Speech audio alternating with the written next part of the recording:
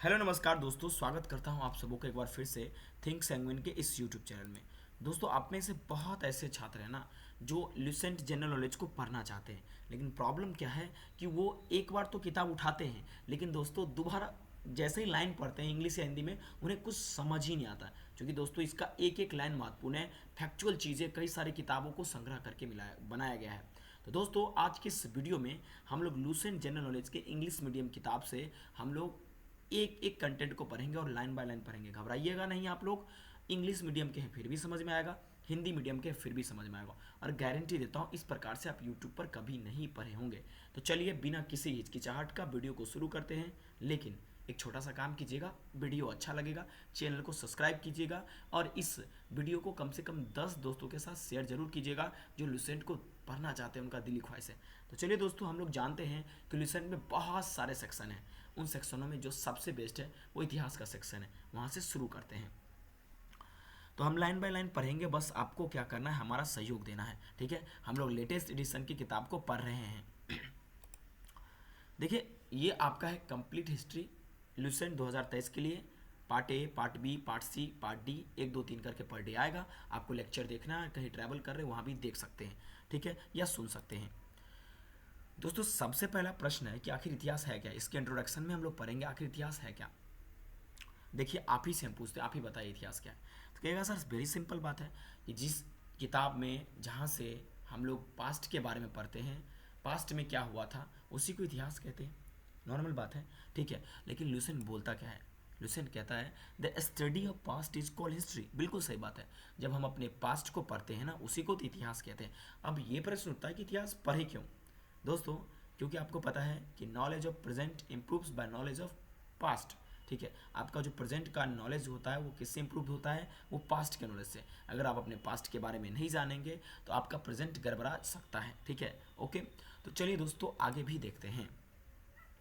आपके दिमाग में ये प्रश्न आता होगा कि सर आखिर ये हिस्ट्री वर्ड किस शब्द से ओरिजिन हुआ है। दोस्तों, ये जो इंग्लिश में जो हिस्ट्री वर्ड लिखा हुआ है, ये दोस्तों आपका एक ग्रीक वर्ड हिस्टोरिया से मतलब ओरिजिन हुआ है, जिसका मतलब होता है रिसर्च करना, किसी चीज़ पर इंक्वायरी करना या उस पर इन्वेस्टिगेशन करना। यानी रिसर्च माने खोज, उस पर कुछ प्रश्न उठाना और उस पर छानबीन करना। इतिहास तो वही तो है, हम लोग छानबीन करके ही ना इतिहास को लिखते हैं या समझते हैं। जो इतिहासकार पुराने थे वो आर्कियोलॉजिकल इवेंट्स लेते थे, कई सारे छोटे छोटे इंस्क्रिप्शंस मिलते थे, उनको खोपड़ियाँ मिलते थे इंसान के, बहुत सारी चीज़ें ऐसे मिलती थी जिसके मदद से वो इतिहास में रिवोल्यूशन ला देते थे।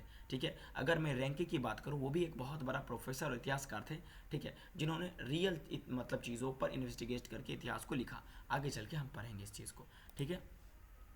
देखिए, जो ग्रीक हिस्ट्रियन थे उनका नाम था हीरोडोटस। देखिए, हीरोडोटस एक हिस्ट्रियन थे, ठीक है, और इनका कार्यकाल 484 बीसी से 425 बीसी रहा। ठीक है, इनके बीच में ये पूरे प्रभाव में रहे। ठीक है, आप घबराइएगा नहीं कि बीसी क्या होता है, बिल्कुल घबराइएगा नहीं, ठीक है, सब बताएंगे। इनको पहला रियल हिस्ट्रियन बोला जाता है दुनिया का। मैंने अगर दुनिया में बहुत सारे हिस्ट्रियन हैं, उसमें से अगर कोई रियल वास्तविक कोई हिस्ट्रियन है, इतिहास पर कोई सबसे पहले वास्तविक में काम किया था, उनका नाम था हीरोडोटस। ठीक है, इसीलिए तो इनको क्या कहा जाता है, first real historian of the world. तो चलिए दोस्तों, आगे बात करते हैं। देखिए, अच्छा, ये जो है इनको क्यों ऐसा बोला जाता है, मतलब कि रियल हिस्ट्रियन है, क्यों ऐसा बोला जाता है, और बाकी इतिहासकार इन्हीं के कंटेम्प्रेरी में जो थे उनको क्यों नहीं बोला जाता है। देखिए, मैं आपको छोटा सा बात बताता हूँ। इतिहासकार मेगास्थनीज भी था जिसने इंडिका बुक को लिखा, ठीक है, लेकिन उन्होंने भारत के बारे में बहुत सारे अजीबो बात को लिखा। मतलब भारत के बारे में उन्होंने भ्रमण भी नहीं किया था, लेकिन वो अजीबो गरीब चीज़ भारत के बारे में बता दी है। तो ये इतिहास के बारे में जानना नहीं होता है। आप जब तक पूरी चीज़ किसी पर इन्वेस्टिगेट नहीं करेंगे, रिसर्च नहीं करेंगे, तब तक आप इतिहास किसी देश के ऊपर नहीं लिख सकते। और मेरे भारत जैसे देश पर भेंट करा देंगे हम, भारत के बारे में सोच कर लिखिएगा, ठीक है। देखिए, उनका एक किताब था हेरोडोटस का, जो किताब था वो था द हिस्ट्रीज।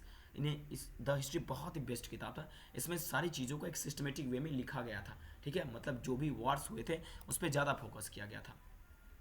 द हिस्ट्री जो बुक है ये किस चीज़ को वर्णन करता है, बैकग्राउंड, किस चीज़ के बैकग्राउंड के बारे में।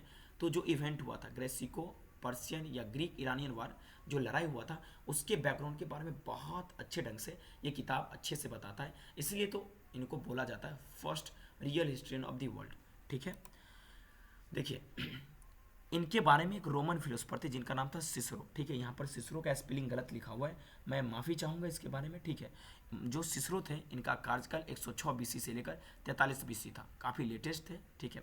जिन्होंने पूरे अध्ययन करने के बाद हीरोडोटस को इन्होंने क्या बोला भाई, फादर ऑफ हिस्ट्री। अगर फादर ऑफ हिस्ट्री किसी को बोला जाए तो उनका नाम था हीरोडोटस। ऐसा क्यों इन्होंने बोला, ऐसा बोलने का रीज़न था क्योंकि इन्होंने जो सिस्टमेटिक वे में जो ईरानियन वार हुआ था उसके बारे में इन्होंने जो डिटेलिंग किया था उससे काफ़ी ज़्यादा सिसरो प्रभावित हुए थे, और बहुत सारी चीज़ें थी उससे प्रभावित हुए थे, इसीलिए इनको बोला गया कि भाई फादर ऑफ हिस्ट्री है, इनसे बेटर उस समय में किसी ने उस प्रकार से नहीं लिखा था, ठीक है। चलिए दोस्तों, तो देखिए एक और इतिहासकार थे, जर्मन इतिहासकार, ठीक है, जिनका नाम था लियोपोल्ड वॉन रैंके। इनका कार्यकाल 1795 से लेकर 1886 एडी रहा, ठीक है। इन्हीं में ये जो है बहुत सारे काम किए, जन्म लिए, अपना वर्क किए, मरे, बहुत सारी चीज़ हुआ, ठीक है। कोई ये प्रश्न मत उठाना कि सर 1795 से 1886 एडी में जन्म हुआ, ये हुआ, ऐसा प्रश्न मत उठाना। इनके बीच में इनका प्रभाव रहा, ठीक है। और इन्हें फादर ऑफ मॉडर्न हिस्ट्री बोलते हैं। देखिए इन्हें आधुनिक इतिहास का जनक क्यों बोलते हैं, इसका कारण, ठीक है। देखिए ये जो है ना, एक आप कह सकते हैं एक इस तरह के इतिहासकार थे जो कि चीज़ों को इकट्ठा किया करते थे छात्रों के द्वारा या खुद भी, ठीक है, और उस पर रिसर्च करके ये इतिहास के बारे में लिखा करते थे, बातें बताया करते थे, पढ़ाते भी थे इतिहास को। जर्मन हिस्ट्रियन थे, बहुत खतरनाक थे, ठीक है। इसलिए इनको क्या बोला जाता है, फादर ऑफ मॉडर्न हिस्ट्री, यानी मॉडर्न हिस्ट्री में ये रिवॉल्यूशन ला दिए थे। इनका सीधा कहना था कि हम किताब के फैक्ट्स पे विश्वास नहीं करते, हम रियल चीज़ों पे विश्वास करते हैं, उसी पर हम लिखते हैं, ठीक है। इसीलिए इनका ये तो कोट बहुत पॉपुलर है। कौन सा कोट पॉपुलर है, the task of historian is to describe the past what it actually was. यानी कि इतिहासकार का क्या सबसे इंपॉर्टेंट काम होता है कि जिस प्रकार का पास्ट में यानी भूतकाल में इतिहास था उसी प्रकार से इतिहास के बारे में बताया जाए, अन्यथा फालतू बात ना बताया जाए, जैसे कि मेगास्थनीज ने फालतू बात बताया था भारत के बारे में, ठीक है।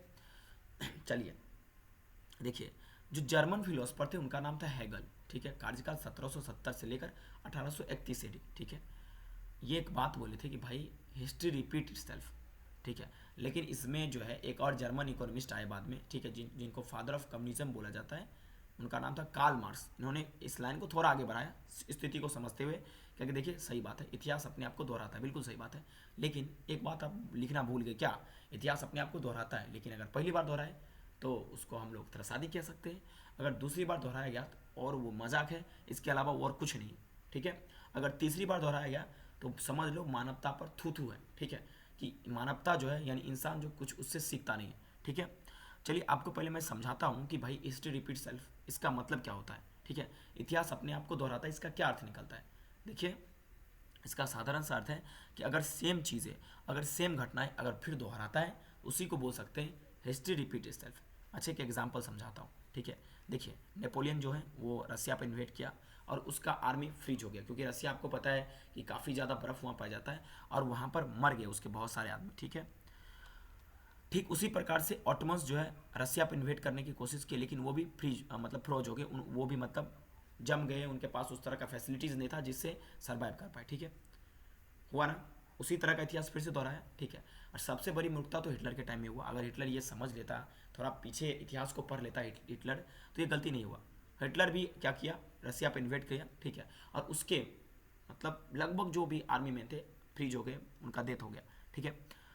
देखिए पहली बार इतिहास दोहराया, ठीक है, लेकिन जब दोहराया, ठीक है, तो ट्रेजेडी के रूप में था ना, ठीक है कि नहीं।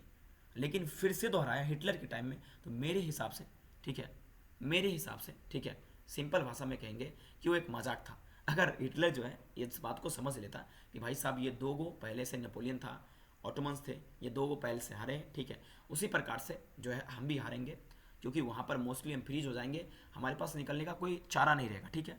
तो इस चीज़ों से वो समझ सकता है, ठीक है, लेकिन ये काम उसने नहीं किया, ठीक है। एक एग्जाम्पल और समझिए, ठीक है। रसिया फिनलैंड पे इन्वेट किया, ठीक है, लेकिन कुछ उसको मिला नहीं। इसका और एग्जांपल आपको मैं समझाता हूँ। हिस्ट्री रिपीट इटसेल्फ, फर्स्ट है ट्रेजेडी, सेकंड है फार्स का, ठीक है।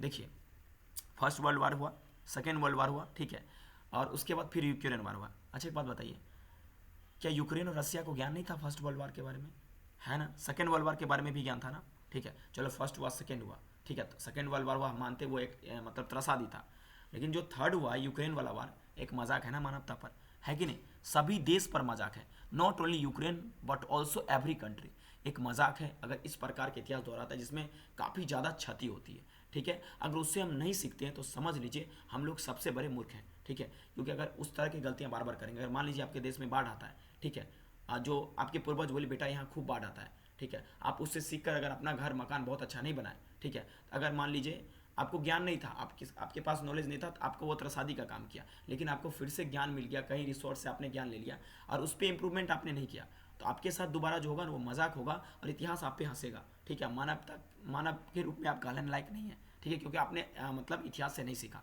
ठीक है। चीज़ें क्लियर है? ओके। देखिए एक E.H. कार नाम के हिस्ट्रियन थे, ठीक है, उन्होंने बोला कि देखिए इतिहास क्या है, इतिहास है कि फैक्ट्स जो भी है इतिहासकार के बीच में और इतिहास के बीच में एक प्रकार का क्या है कि अनएंडिंग डायलॉग है, दोनों के बीच में प्रेजेंट और पास्ट का लड़ाई चलता रहता है, ठीक है। ओके। देखिए मैंने ये बात को ज़्यादा डिटेलिंग नहीं किया कि इतिहास अपने आप को दोहराता है ट्रेजिडी फार्स के रूप में, बस मैंने आपको समझाया, इतना आपको कोई नहीं समझाएगा, बस आपको अंडरस्टैंडिंग हो गया कि भाई ये चीज़ है क्या, ये आपके जीवन में भी अप्लाई हो सकता है, ठीक है। जैसे आपके पिताजी ने आपको उंगली पकड़ कर चलना सिखाया, ठीक है, कल आप अपने पिताजी को आप अपने सहारा देंगे, ठीक है, तो एक प्रकार का आप अपने पिताजी को भी चलाते, ये एक तरह का हो गया ना, इतिहास अपने आप को दोहराता है, ठीक है। लेकिन ये ज़्यादा कुछ डिस्कशन वाली बात नहीं है, तो इस पर चर्चा हम लोग ज़्यादा नहीं करेंगे, ठीक है। चलिए दोस्तों, ठीक है। अब अगला लाइन, इतना तो मैंने आपको बता दिया कि भाई डेटिंग किस प्रकार से होता है, ठीक है। आखिर ये BC AD ये सब होता क्या है इतिहास में, ठीक है। देखिए बहुत आसान भाषा में बताऊंगा, सिंपल भाषा में समझिएगा, ठीक है। देखिए BC एक तरह का नाम दिया गया, ठीक है, ईसा के जन्म के पहले, ठीक है, सिंपल भाषा में, ठीक है। एक इंग्लिश फ्रेज है जिसका मतलब होता है जीसस के जन्म के पहले, ठीक है, जीसस क्राइस्ट के जन्म के पहले, ठीक है। और इन्हीं के जन्म के पहले का जो डेटिंग होता है, ठीक है, उसको BC बोला जाता है, और इनके जन्म के बाद का जो डेटिंग होता है उसको हम लोग AD बोलते हैं, ठीक है। समझ में आया कि नहीं आया? ठीक है, बहुत आसान भाषा में बताता हूँ। देखिए जैसे चीज़ों को समझिए, जैसे गौतम बुद्धा जो है, ठीक है, उनका जन्म 563 BC में हुआ था और मृत्यु हुआ 483 BC में, ठीक है। ओके। देखिए एक बात ध्यान रखिएगा, अगर आप सिंपल भाषा में समझिएगा, मैं अगर एक ठेठ मैथ की भाषा में समझाऊँ, ठीक है, जैसे देखिए अगर आप डेटिंग करते हैं, ठीक है, सिंपल भाषा में सकिए, देखिए ये x और ये x डैश है, ठीक है। आप इधर से समझिए, अगर आप जो आपका BC में काउंटिंग होगा तो यानी निगेटिव की ओर हुआ, ठीक है। अगर 100 जा रहे हैं आप, 99 आ रहे हैं, 98 आ रहे हैं, 97 आ रहे हैं, तो यानी पीछे से आप आगे की ओर आ रहे हैं, तो उसको BC बोला जाता है, ठीक है। ऐसे देखिए जन्म कब हुआ 563 BC और मृत्यु कब हुआ 483 BC में, ठीक है। ओके। और अगर आप पॉजिटिव की ओर जा रहे हैं, ठीक है, तो उसको AD बोला जाता है, ठीक है। बहुत ज़्यादा नहीं क्लियर होगा, टेंशन लेने का जरूरत नहीं, सीधा समझिए। BC जो है ईसा के जन्म के पूर्व का जो समय रहेगा उसको BC कहेंगे, ठीक है, और AD कहेंगे जो अभी का जीवन हम लोग जी रहे हैं, ठीक है। एक और एग्जाम्पल लेकर आपको समझाते चलिए। देखिए ये एक NCERT का लाइन है, ठीक है, समझिएगा। If somebody ask you the date you will probably mention day month year 2000 और समथिंग। देखिए अगर आपसे कोई पूछे कि दिन क्या है तो आप कहेंगे मतलब कौन सा दिन है, तो आप महीना बता दीजिएगा, साल बता दीजिएगा, ठीक है। लेकिन पता है ये जो आप 2000 साल बताते हैं, ठीक है, ये 2000 साल बेसिकली है क्या? ये 2000 साल दोस्तों जीसस के जन्म के 2000 साल के बाद का दिन है, ठीक है। नहीं, जीसस का जो जन्म हुआ था उसके 2000 साल के बाद का यह दिन है, ठीक है। देखिए सिंपल भाषा में समझिए, जितना भी डेट होता है आपका जीसस के जन्म के पहले को बैकवर्ड काउंटिंग होता है, ठीक है, उसको हम लोग BC कहते हैं, ठीक है। और AD जो होता है, ठीक है दोस्तों, और उनके टाइम में हम लोग क्या कहते हैं भाई साहब, ये AD है, ठीक है। अच्छा अगर मैं बोलूँ 2016, ठीक है, और 2018 इस साल में कौन आगे का साल है, तो आप कहेंगे भाई अगर 2016 बोलते हैं तो ये 2016 AD हुआ, ठीक है। ओके। और 2018 ये AD हुआ, ये आपका ऑन वार्ड काउंटिंग है, यानी 2016 से 2018 अधिक साल हुआ। अगर वहीं हम बोल देते हैं कि भाई साहब क्या, एक मिनट दोस्तों, वहीं हम बोल देते हैं कि भाई साहब 483 BC, ठीक है, और हम फिर बोलते हैं 563 BC, ठीक है। आपसे पूछते हैं इसमें क्लॉज BC कौन है, तो दोस्तों 483 BC जो है बहुत पीछे हो गया, ठीक है, और 563 BC दोस्तों आगे हो गए। ये चीज़ें आपको ध्यान में रखना पड़ेगा, ठीक है। जिसे देखिए अगर आप काउंटिंग ही कीजिएगा, ठीक है, तो बैकवर्ड काउंटिंग जो होगा, ठीक है, उससे फिर आप 1 BC पे आइएगा, ठीक है। जैसे अगर मान लीजिए हम बोलते हैं 999 BC, ठीक है, और फिर बोलते हैं 998 BC, ठीक है, तो इसका मतलब ये हुआ कि आगे का ये डेट है, ठीक है, और उसके पीछे का ये साल हुआ, ठीक है। ओके, समझ में आया कि नहीं आया? अच्छा आगे और डिटेलिंग आपको करेंगे। उसके बाद फाइनली एक AD के बाद जब हम AD लगाना शुरू करते हैं, समझिए उसके बाद एनो डोमिनी हो गया, यानी ईसा के जन्म के बाद, और ये डेट आगे बढ़ता रहता है, ठीक है। अगर हम बोलेंगे 2001 AD तो कहेंगे 2000 AD में एक AD अधिक, ठीक है। अगर 2016 एडी कहेंगे तो 2000 एडी में 16 एडी अधिक, ठीक है। अगर वहीं पर हम बोलते हैं, अगर मान लीजिए अगर 999 बीसी बोलते हैं, इसका मतलब हुआ कि 1000 बीसी में एक बीसी कम, ठीक है। यानी कि बीसी माने बैकवर्ड काउंटिंग और एडी माने ऑनवर्ड काउंटिंग। ये चीज़ें क्लियर रहेगा, ओके। आगे बात हम लोग करते हैं, ठीक है। अच्छा, मतलब अब अगला प्रश्न होगा, ठीक है।